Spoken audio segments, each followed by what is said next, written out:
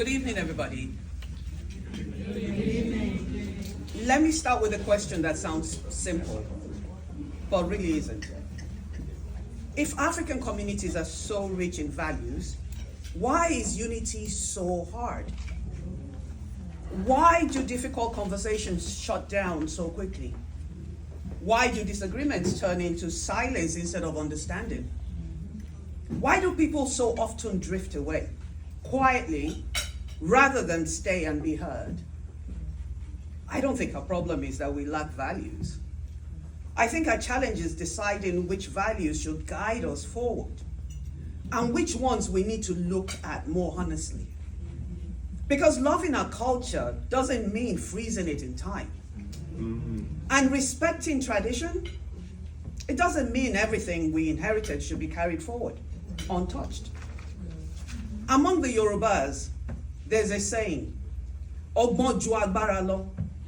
It means wisdom is greater than strength. Not volume, not force, wisdom. Tonight I want to talk about one value, just one. The one value that helps us to practice that wisdom. It's not a word many of us grew up hearing, but it's something our communities have always struggled with. I call it moral humility. Moral humility is really simple. It's a willingness to stay teachable. It's the courage to look at what we were taught at home, in our faith spaces, in our communities, and ask, is this still giving life? Or is it quietly causing harm? That question isn't disrespectful. It's responsible. Moral humility is in weakness. It is in confusion. And it is in abandoning who we are. Moral humility is how strong communities grow without always practicing it. I grew up in Nigeria. Many of you know the script without it being explained. Be disciplined, be respectable, don't ask too many questions, don't bring shame. So for a long time, I believed that if I followed the script closely, everything would be fine. And when I found myself married to a man, but deeply unhappy, I didn't question the script. I questioned myself. I told myself to endure, to pray harder, to manage quietly. There's a Yoruba saying, "Ìrísí ẹni kí ó sọ ohun tí ó wà nínú rẹ̀." Basically saying, how someone looks does not tell you what is going on the inside. So many of us walk around faking life, faking joy. I wasn't willing to ask the harder question. Is this tradition giving me life, or is it slowly costing me my truth? Let me pause and ask you something very gently. How many of us have stayed silent, stayed stuck, or stayed small because questioning felt more dangerous than enduring? That question isn't about sexuality. It's about honesty. If you look at African history, you'll see this pattern everywhere. Our ancestors survived because they adapted. They learned new languages. They navigated new systems. They adjusted practices while holding on to what mattered most. Traditions and learnings were never enemies. They coexisted. It's not difference. We have always had difference. It's certainty that refuses to learn. Certainty that says, this is how it's always been. Certainty that shuts down listening. Certainty that treats inheritance as wisdom without ever examining it. Learning before certainty, that's exactly how a community separates wisdom from harm. I have also experienced what matters. I've experienced what happens when moral humility is missing. Not from myself, but from others. And I must admit, I too have suffered from lack of moral humility. But to myself, because I kept lying to myself. Now, in my professional life though, I work in spaces where trust matters, where credibility is built very slowly, where reputation stays with you.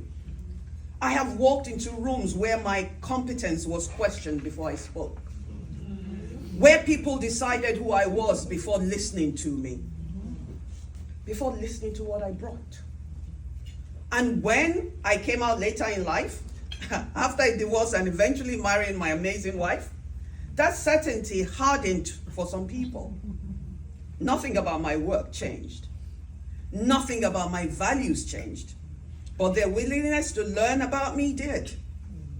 So let me ask you another honest question. I'm full of questions tonight. How many people have we stopped seeing? Not because they changed, but because we refused to. That's what lack of moral humility looks like in everyday life. It says, I already know you. There's nothing about your experience that I can learn or that can teach me. And the harm is in abstract. It shows up in closed doors, in broken trust, in people quietly stepping away from communities they once cared about. Across Africa and the diaspora, trust has always been our real currency. Trust in elders, trust in leaders, trust in institutions, and in one another. Trust is so fragile. Shortcuts are tempting because they feel so familiar. But what's familiar isn't always right. Shortcuts don't just weaken institutions, they keep harmful patterns alive simply because that's how it's always been done. Moral humility slows us all down. It asks us to listen before judging, to learn before deciding, to choose integrity over convenience.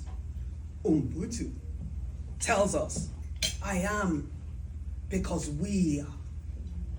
But Ubuntu has never been about sameness.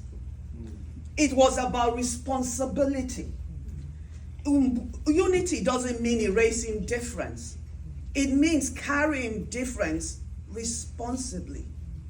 Moral humility allows us to say, I may not fully understand your experience, but I won't deny your dignity, and I am willing to keep learning. I have learned this lesson both ways, by failing to practice moral humility myself, and by being harmed when others refuse to practice it. That's why this isn't just a personal issue. It's a communal one. So here's the invitation and the challenge for you guys tonight. Please practice moral humility where it actually costs something. In your homes, in your faith spaces, in leadership, in the quiet moments when no one is watching. Before defending a belief, please ask, has it been examined? Before dismissing a person, ask, what might I still need to learn? Before saying this is our culture, ask, does it give life or does it cause harm? Because unity doesn't come from protecting everything we inherited. It comes from choosing together what deserves to remain. And I'll leave you with this. Moral humility allows a community to carry forward its wisdom without carrying forward its harm. If we practice that deliberately and consistently, unity won't be something we talk about here at this type of dinners in small gatherings. It will be something we all live. Thank you. I look forward to your questions.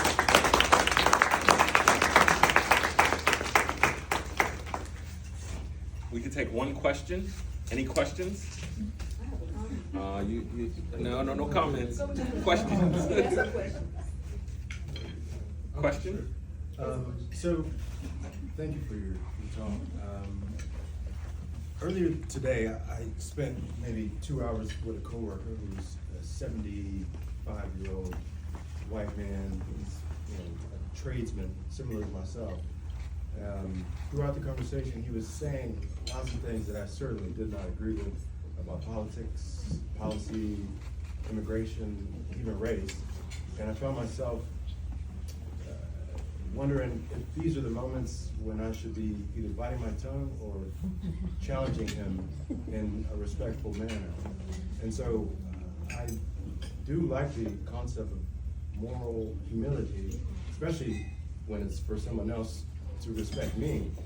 But when we're dealing with people who don't agree with us, who are so politically opposed to things that, you know, we would want to fight for, is there like a mantra that you might recommend to say in your head as in order to keep these people in your life, because he still holds value despite being who he is, you know?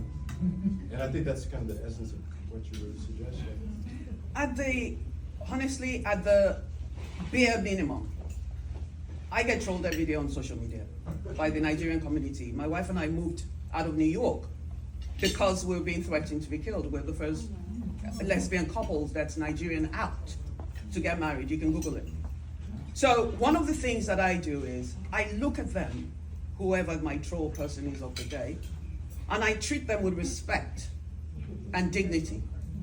Instead of doing what Mojikwa, which is my alter ego, that's never allowed to come out. You know, instead of having Mojikwa engage with the person, I have Moji educated, you know, I have certification in inclusion and diversity and all kinds of stuff, right? Communication. I'm very visible on social media because people often think, Africans, a lot of Africans, often think we're possessed by the devil and all that because we're LGBTQIA. So they don't know any better. It's what they've been taught. Which is why it's important for each and every one of you guys in this room today to pass the message on. I come to this event not because I have anything to gain, really, but financially, what I gain is information, education, getting to know you, getting to know people that are different from me, and excusing their ignorance. Because you can't fight fire with fire.